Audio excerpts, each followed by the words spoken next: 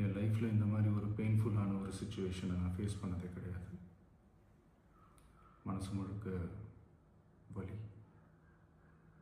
வலி மட்டும்தான். இந்த சுற்றுப்பயணத்தில் என்னென்ன மக்கள் பார்க்க வராங்க, அதுக்கு ஒரே ஒரு காரணம் தான், அவங்க என் மேலே வச்சிருக்கிற அன்பும் பாசமும். அந்த அன்புக்கும் பாசத்துக்கும் நான் எப்பவும் கடமைப்பட்டிருக்கிறேன். அதனால தான் இந்த சுற்றுப்பயணத்தில் மற்ற எல்லா விஷயங்களையும் தாண்டி மக்களுடைய சேஃப்டி, அதில் எந்த காம்ப்ரமைஸும் பண்ணிடக்கூடாதுன்றதுக்காக தான் அது என் மனசில் ரொம்ப ஆழமாக இருக்கும் அந்த எண்ணம். அதனால தான் இந்த அரசியல் காரணங்கள் எல்லாத்தையும் தவிர்த்துட்டு ஒதுக்கி வச்சுட்டு மக்களுடைய சேஃப்டி மட்டும் மைண்டில் வச்சுக்கிட்டு அதுக்கான இடங்களை சூஸ் பண்ணுறது, அதுக்கான இடங்களை பார்த்து பெர்மிஷன் கேட்குறது, போலீஸ் டிபார்ட்மெண்ட்டில் அதை ரிக்வெஸ்ட் பண்ணி கேட்போம். ஆனால் நடக்கக்கூடாதது நடந்துருச்சு. நானும் மனுஷன் தானே.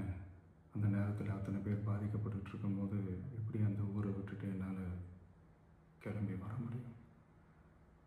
நான் திரும்ப அங்கே போகணும்னு இருந்துச்சுன்னா அதை ஒரு காரணம் காட்டி அங்கே வேறு சில பதட்டமான சுச்சுவேஷன்ஸ், வேறு சில அசம்பாவிதங்கள் அந்த மாதிரி எதுவும் நடந்துடக்கூடாதுன்றதுக்காக தான் நான் அவாய்ட் பண்ணேன். இந்த நேரத்தில் சொந்தங்களை இழந்து தவிக்கிற அத்தனை குடும்பங்களுக்கும் என்னுடைய ஆழ்ந்த இரங்கலை தெரிவிச்சுக்கிறேன். எனக்கு தெரியும், என்ன சொன்னாலும் இது ஈடேயாகாதுன்னு எனக்கு தெரியும். ஹாஸ்பிட்டலில் ட்ரீட் பண்ணிகிட்ருக்கிற எல்லாருமே சீக்கிரமாக க்யூர் ஆகி வரணுன்றதை இந்த நேரத்தில் நான் வேண்டிக்கிறேன். கூடிய சீக்கிரமே உங்கள் எல்லாரையும் நான் சந்திக்கிறேன். இந்த நேரத்தில் எங்களுடைய வலிகளை, எங்களுடைய நிலைமையை புரிஞ்சுக்கிட்டு எங்களுக்காக பேசின அரசியல் கட்சிகளை சார்ந்த நண்பர்கள், தலைவர்கள் அனைவருக்கும் என்னுடைய நன்றியை தெரிவிச்சுக்கிறேன். கிட்டத்தட்ட ஒரு 5 மாவட்டத்துக்கு பிரச்சாரத்துக்கு போனோம். இந்த மாதிரி எதுவுமே நடக்கல. ஆனால் கரூரில் மட்டும் ஏன் எப்படி நடக்குது, எப்படி நடக்குது? மக்களுக்கு எல்லா உண்மையும் தெரியும். மக்கள் எல்லாத்தையும் பார்த்துக்கிட்டு இருக்கிறாங்க. கரூரை சேர்ந்த அந்த மக்கள் அந்த உண்மையெல்லாம் வெளியில் சொல்லும்போது எனக்கு கடவுளே நேரில் வந்து இறங்கி அந்த உண்மைகள்லாம் சொல்கிற மாதிரி எனக்கு தோணுச்சு. சீக்கிரமே எல்லா உண்மைகளும் வெளியில் வரும்.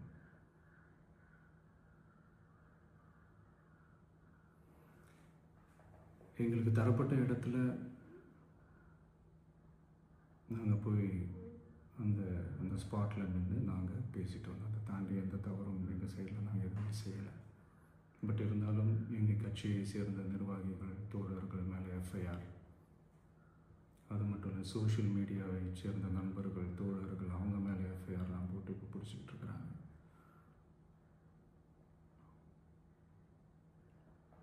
சிஎம் சார், உங்களுக்கு ஏதாவது இந்த பழி வாங்கணும் அப்படின்ற எண்ணம் ஏதாவது இருந்துச்சுன்னா என்ன வேணாலும் பண்ணுங்க. அவங்க மேலே கை வைக்காதீங்க. நான் ஒன்று வீட்டில் இருப்பேன், இல்லை நான் ஆஃபீஸில் இருப்பேன். என்ன வேணாலும் செய்யுங்க. நண்பர்களே, தோழர்களே,